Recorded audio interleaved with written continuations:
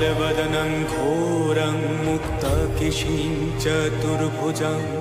कालिकां दक्षिणां दिव्यां मूडमाला विभूषिता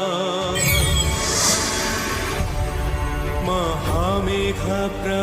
श्यामं तथा चैव दिगम्बरे कठावसक्तमूडाली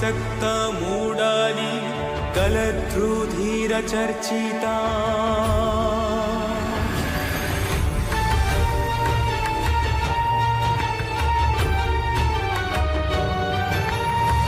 शवरूढं महाभीमं घोराद्रंष्टां वरप्रदां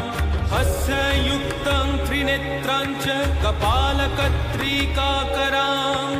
मुक्तकेशिं ललज्ज्यवं